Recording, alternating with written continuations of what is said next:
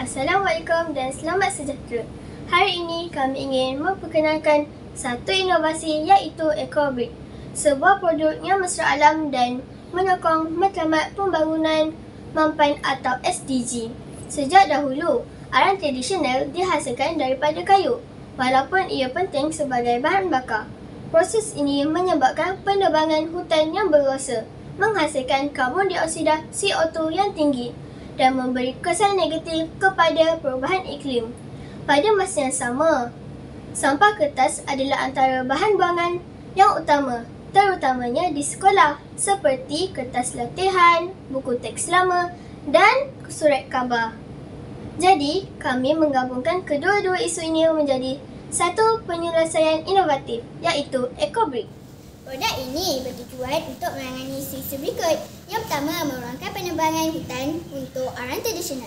Yang kedua, mengitas semula kertas terbuang secara kreatif. Yang ketiga, meningkatkan kesedaran tentang pelepasan CO2 dan bertanggungjawab individu terhadap alam sekitar. Kami menasarkan SDG 12, penggunaan dan pelepasan bertanggungjawab, dan SDG 13 untuk tindak terhadap alam sekitar. Inovasi ini boleh dikaitkan dengan tajuk sumber dan pemeliharaan dalam buku teks sains tahun 5 dan 6 yang menekankan kita semula, pemeliharaan sumber semula jadi dan pengurangan sisa. Antara bahan utama yang digunakan: pertama, kertas terbuang dari sekolah seperti buku latihan lama, kertas peperiksaan dan majalah. Kedua, lilin parafin untuk memperlahankan pembakaran. Ketiga, serbuk kayu ataupun tepung ubi kayu untuk meningkatkan ketumpatan arang. Dan terakhir sekali, air untuk menghasilkan pulp kertas. Cara-cara penghasilan EcoBrick. Yang pertama, kumpulkan kertas lama dari rumah atau sekolah. Yang kedua, rendamkan kertas ke dalam air selama 24 jam. Masukkan tepung atau serbuk kayu ke dalam pot. Yang keempat, tekankan campuran ke dalam acuan supaya membentuk blok arang. Terakhir sekali, keringkan blok di bawah sinaran matahari selama 4 hingga 5 hari.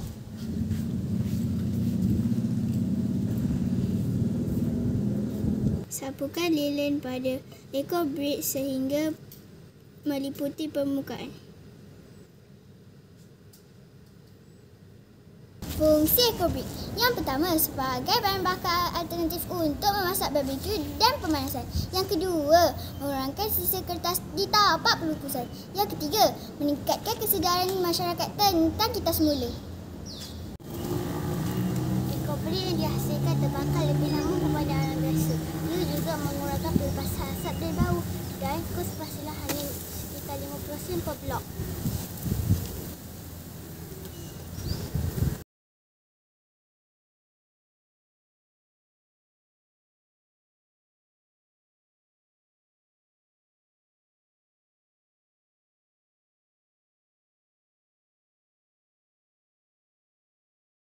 Sasaran pengguna. Pertama, komuniti luar bandar yang masih bergantung kepada arang.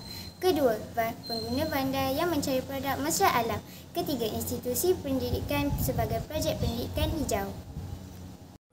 Kos bahan adalah sangat rendah, iaitu kertas lama boleh didapati dari sumber sekolah. Lilin parafin pula boleh beli di Shopee berharga RM10 1 kg, di mana boleh menghasilkan 20 hingga 30 blok. Dan akhir sekali, serbuk kayu atau tepung ubi kayu boleh didapati secara percuma. Antara kolaborasi yang sesuai, yang pertama, sekolah dan universiti untuk mengumpulkan kertas. Yang kedua, NGO alam sekitar untuk mempromosikan projek. Yang ketiga, syarikat kita semula untuk membekalkan bahan tambahan. Cara masa depan. Yang pertama, meningkatkan skala pengeluaran dengan alat pemampat automatik. Yang kedua, mengintegrasikan bahan bayu lain seperti tempurung kelapa. Yang ketiga, mengadakan kempen kesedaran bersama pihak sekolah dan komuniti. Sebagai kesimpulan, EcoBrick bukan sahaja produk mesra alam, tetapi juga penyelesaian inovatif untuk isu-isu dalam sekitar. Dengan kos yang rendah dan impak besar, kami percaya produk ini mampu menyumbang kepada masa depan yang lebih mampu.